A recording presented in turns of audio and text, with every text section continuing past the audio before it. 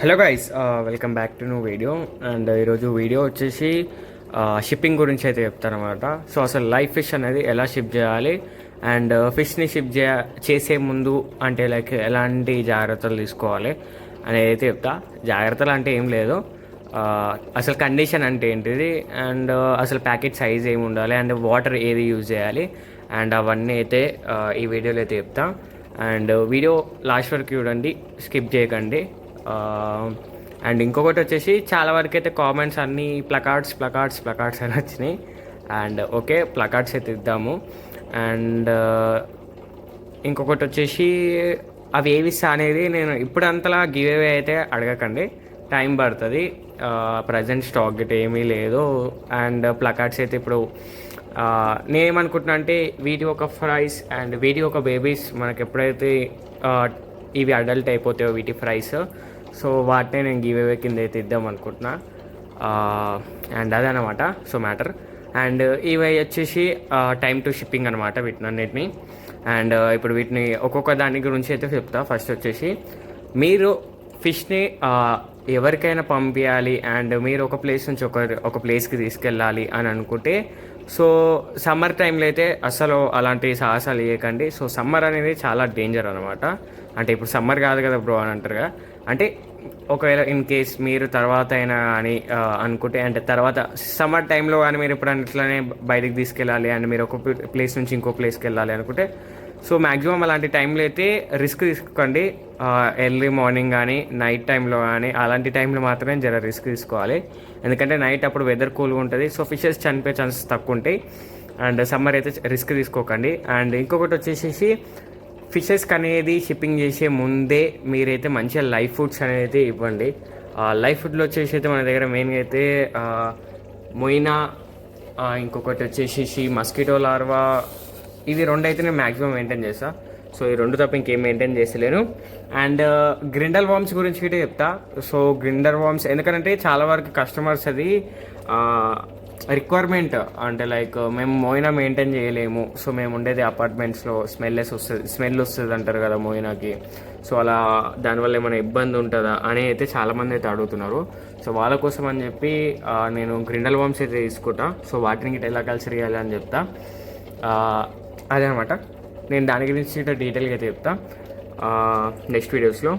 And ఫిషెస్కి అనేది live foods అనేది అయితే చాలా important. Dry food when comparing to, నేను ఒకటే చెప్తా, మీకు లైవ్ ఫుడ్లో వచ్చే ఎనర్జీ, వాటికి ప్రోటీన్స్ డ్రై ఫుడ్స్లో మరీ అంత ఉండవు. వెన్ లైవ్ ఫుడ్డే, డ్రై ఫుడ్డే అనమాట. ఎట్లా అంటే పేకాటనే బొమ్మడిదే అనమాట. సో అట్లుంటాయి ఫిషెస్కి వచ్చేసి లైవ్ ఫుడ్స్. చాలా ఇంపార్టెంట్ అని అయితే నా దృష్టిలో అయితే చాలా ఇంపార్టెంట్ అనమాట. వితౌట్ లైఫ్ ఫుడ్ లేదంటే క్వాలిటీ రాదు. అండ్ ఫిష్ గిట్ అంత యాక్టివ్గా ఉండదు, హెల్తీ గిట్ ఉండవు. జస్ట్ హాబీస్కి అంటే జస్ట్ నడుస్తుంది.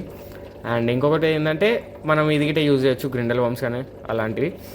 అండ్ మస్కిటో లార్వా గిట్ట చాలా బాగుంటుంది. అండ్ మస్కిటో లార్వా బ్రో మేము ఫీమేల్ ఎన్ని రోజులకు ఒకసారి బ్రీడ్ చేస్తాను అంటారు. మీరు మస్కిటో లార్వా గట్టిగా ఫీడింగ్ ఇచ్చారు అనుకో 1 వీక్ ఒకసారి బ్రీడ్ చేయొచ్చు తెలుసు. నేను ఆల్రెడీ అయితే ట్రై చేసిన. అండ్ దీన్ని యాక్చువల్లీ 1 వీక్ తర్వాతనే మళ్ళీ బ్రీడ్ చేసి ఉండే అనమాట. ఇది గిట్ట బ్రీడ్ అయిపోయింది. అండ్ ఇప్పుడు మెయిన్ టాపిక్ వచ్చేద్దాం. టాపిక్ డైవర్ట్ అవుతుంది. అండ్ షిప్పింగ్ చేసే ముందు ఈ ప్రొసీజర్ అయితే తీసుకోవాలి. అంటే వాటికి ఫిషెస్కి ఫుడ్ అనేది మంచిగా ఇవ్వాలి.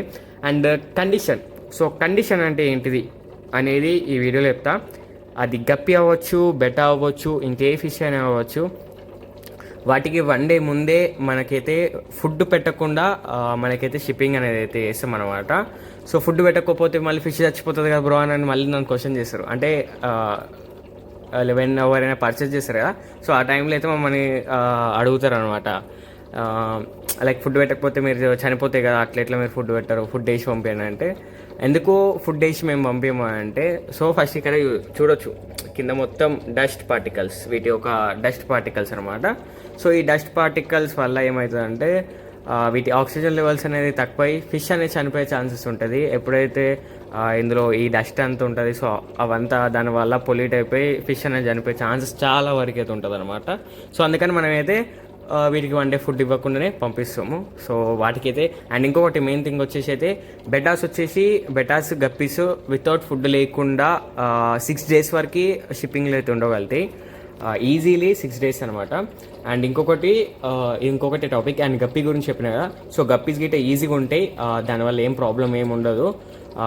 అంటే మీరు మీ దగ్గర ఉన్నప్పుడు అంటే అది కొద్దిగా కష్టము, షిప్పింగ్లో అయితే ఉంటాయి. అండ్ అవి గిట్ట మంచి లైఫ్ ఫుడ్స్ మంచి ఫీడ్ చేసి గ్రూమింగ్ చేసి ఉంటాయి కదా. సో అవి ఈజీగా అయితే ఉంటాయి అనమాట. అండ్ ఇదనమాట లైక్ షిప్పింగ్ ముందు మేము చేసే ప్రాసెసర్, నేనైతే ఇదే చేస్తా. అండ్ ఇదనమాట. సో ఇప్పుడైతే నేను ప్యాకింగ్ ఎట్లా వేయాలి ఏందనేది అది మాత్రం చెప్తా, ఎందుకంటే వీడియో లెంత్ అయిపోతుంది, చెప్పుకుంటూ పోతే అట్లయితే కష్టం అనమాట. సో అది ఇప్పుడైతే నేను ప్యాకింగ్ ఏంది అండ్ వాటర్ ఏం తీసుకోవాలి అది చెప్తా. అండ్ ఫస్ట్ వచ్చేసి మనమైతే వాటర్ అనమాట. సో ఇవన్నీ 1 day ముందు స్టోర్ చేసి పెట్టినాయి, 24 hours అవుతుంది. అండ్ ఈ వాటర్ అయితే యూజ్ చేస్తున్నా. అండ్ ఇవి వచ్చేసి మన ప్యాకింగ్ కవర్స్ యాక్చువల్లీ కొన్ని అయిపోయినాయి.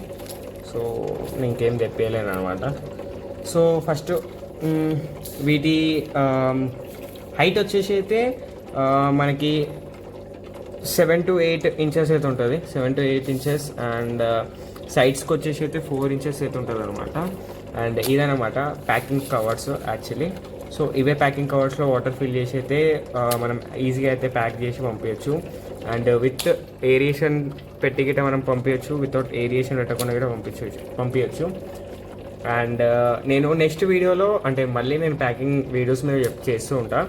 అండ్ అక్కడ నేను చూపిస్తా లైక్ యాక్చువల్లీ అసలు నేను ఎలా ప్యాక్ చేస్తాను అని చెప్పి చూపిస్తా. సో ఇప్పుడు వీడియో తీయడానికి గిట్ట ఎవరు లేరు, సో నేను ఒక్కనే ఉన్నా, అది రీజన్ అనమాట. సో ఇప్పుడు వాటర్ ఫిల్ చేసేసుకొని అన్నిటిని అయితే ప్యాక్ చేసేసి అండ్ బాక్సెస్ ఉన్నాయన్నమాట ఇవి 2.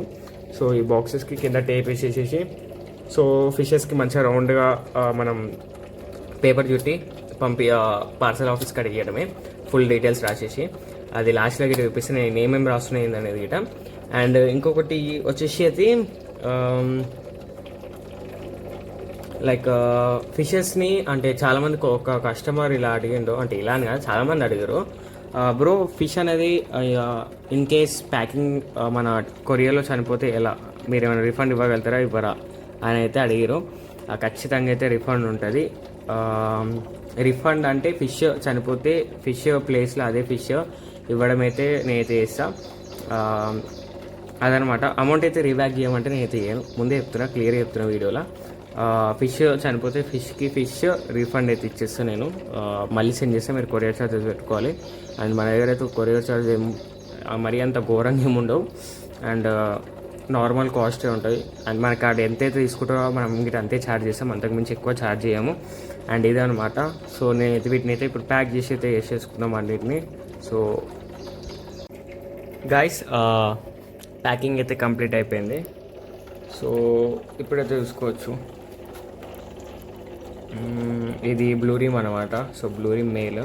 సో ఫిన్స్ కొద్దిగా తెగిపోయినాయి, సో బ్రీడింగ్ టైంలో అండ్ లాస్ట్ వీక్లో కూడా ఎప్పుడు ఉండే. అండ్ ఇది మన ఫిమేల్ బ్లూరిమ్ది.